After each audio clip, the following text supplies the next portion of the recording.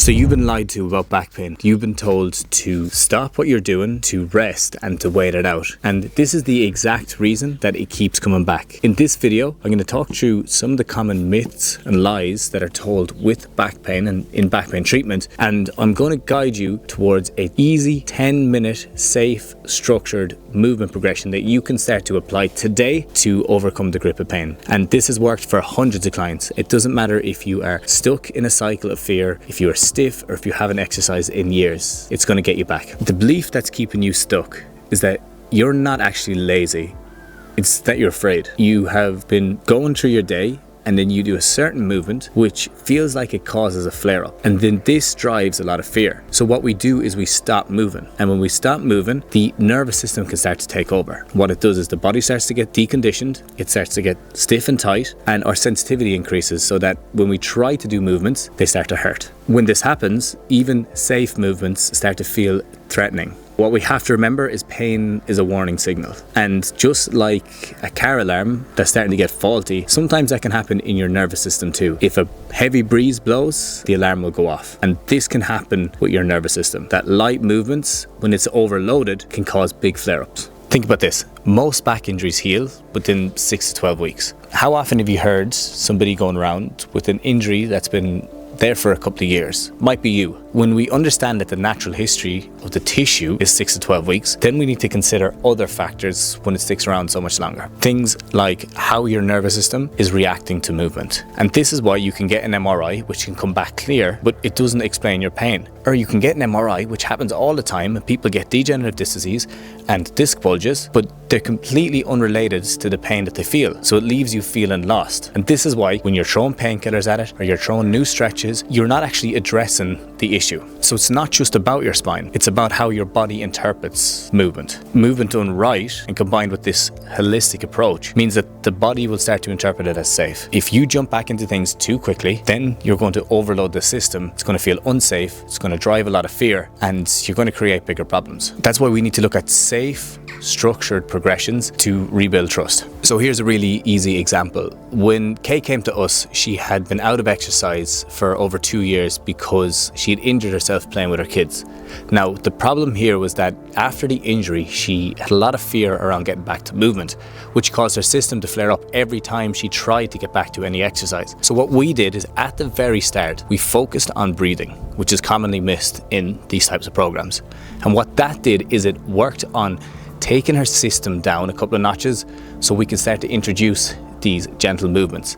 And then we just literally introduced really basic stuff to try get her back moving and try to get her to feel out where the issue was and where the actual injury was, if it was still there at all. And by week 1, we were able to get her back walking. Really light stuff, 10 minutes a day. You can watch how it compounds, because by week 4, she was back jogging. And by week 6, she had run a 5K. The thing is now, she was able to start progressing a lot faster because she knew how to manage the flare-ups, and she knew not every time that she got a flare-up, she was getting injured.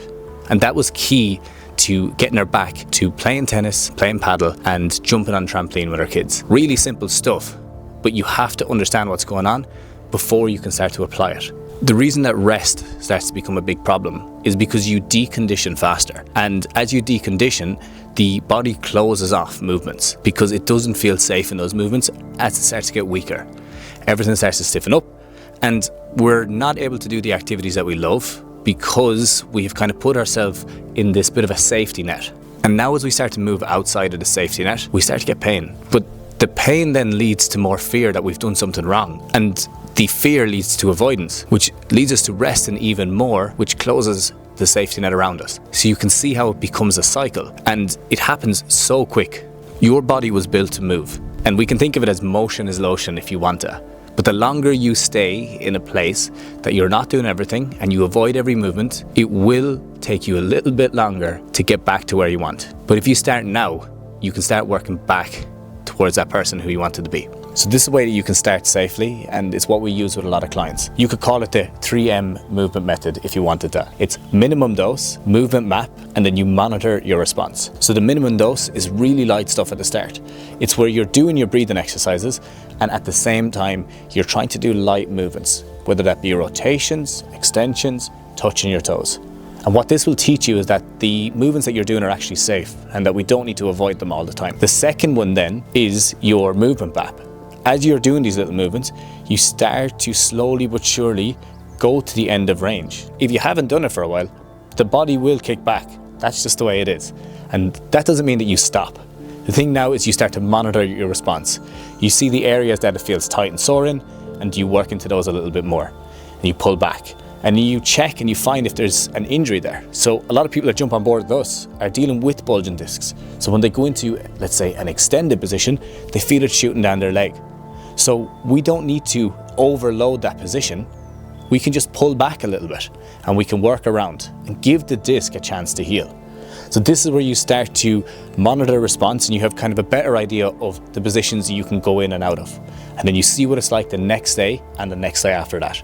And then it's all about having strategies for the next couple of days so that you build on it and that you don't let the fear take over.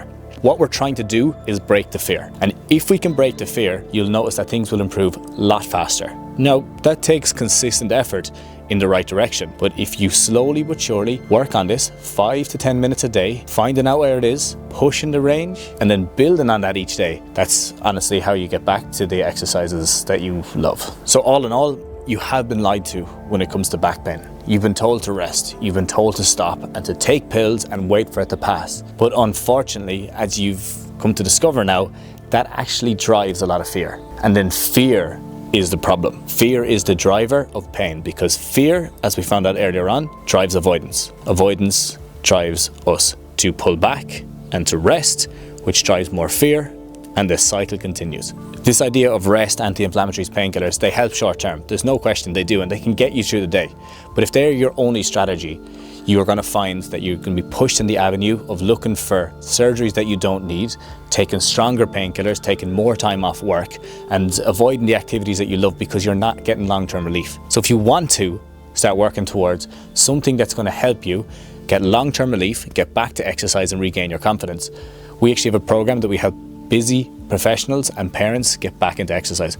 Just hit the link below if that's something you're interested in. If you enjoyed this video, if you learned something from this video, if you now have a better idea of how to deal with your own pain, I would love if you could hit like and subscribe, as it really helps to grow the channel and to get us to a bigger audience so more people understand what's going on. Because there is a lot of lies with back pain, and hopefully each video I'm going to talk through exactly how to fix them. So if you hit like and subscribe, drop a little comment below, and I'll see you all in the next video.